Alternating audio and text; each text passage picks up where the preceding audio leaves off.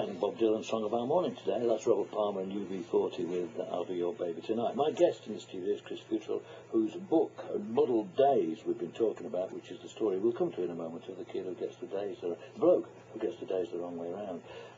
Chris himself comes originally from London via Buckinghamshire, where he had an uncle involved in the Great Train Robbery. He went to the Royal Grammar School at High Wycombe, on to university to do economics at Bristol, and then he did some more on organisation theory, which sounds even duller, at Birmingham University, and has worked in the health service as an idealist since the 60s and virtually ever after. And though retired now, is still doing work in the field, and he says he's still an idealist. He writes from a beautiful cottage above Ashover in Derbyshire, and he loves writing and he thinks it's great. And I want to know what the Shipman connection is before we come to your book. You are working on the Harold Shipman story even now, aren't you? Yes, well, I mean, people remember that Harold Shipman was a general practitioner and he killed at least probably more than 250 of his patients. And the way that most of them were killed were by a drug related to morphine, dimorphine, which is medical heroin. And they were given overdoses of that in the majority of cases.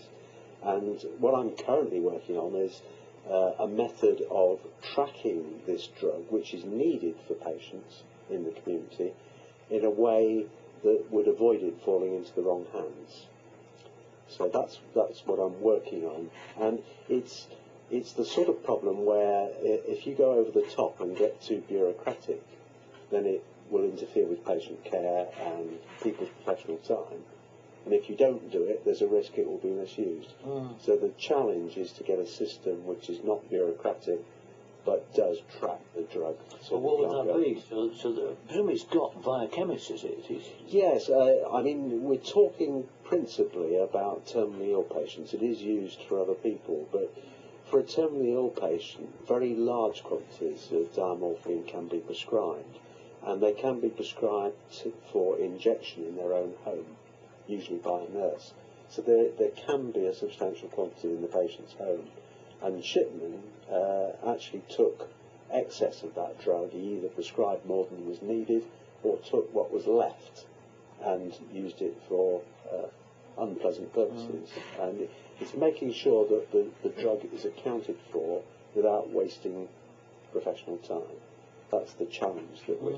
And I'm working with another colleague, and we're working with sites all over the country on a system for doing that and evaluating it. Do you think Shipman was more than a one-off then? Do you think there are other doctors active at the moment? Well, I think he certainly was a one-off, but because dimorphine is effectively heroin, it is a drug that could attract the wrong people. And so there's always a risk it can be misused in all sorts of ways. And so hopefully we're going to get another Harold Shipman, but it does need to be closely controlled. What should people do then when they've had a relative or whatever who had dimorphine? What should happen to the drug that's left over when they die? Well, that's the system we're working on, and there are a number of options, but it needs to be properly disposed of, and that can either be done in the patient's home using a special kit, which what they call denatures the drug so it can't be used. That's a special kit. Or it goes to a pharmacist who does the same in the pharmacy. But basically the drug needs to be destroyed so it can't be misused or cause danger to people, because it's the sort of drug that if the wrong person takes it, it can kill you very easily. Well, that must leave you thinking about the Shipman case longer than most people. It's kind of fading into the past now. What do you make of him? What were you up to? I don't think... Well, you're a storyteller. What do you think? Yes, well, I think he had some sort of Jesus complex whereby he thought he should determine who lived and who died. But, I mean, that's a very amateurish interpretation.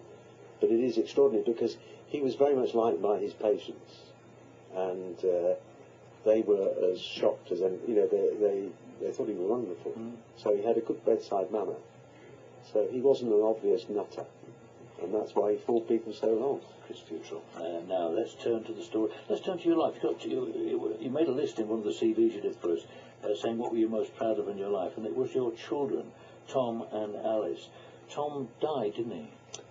Yes, last year. Yes, That's obviously the worst thing that can happen to anybody, and the worst thing that's happened in my life. So that's but I was very proud of him. I am very proud of him. What's happened, Chris? Oh, he just died suddenly in an accident at home, and there's still not been an inquest, so I can't really. How do you recover from it? I don't think you do completely. I mean, it's just a big chunk of your life, isn't it? I mean, I believe you've got children. And, how can I not think that as you're saying it? But since you don't have any choice, you just have to get on with it, don't you? And I have got a lovely daughter who's got a daughter of her own, and I'm obviously very proud and think very fondly of my son.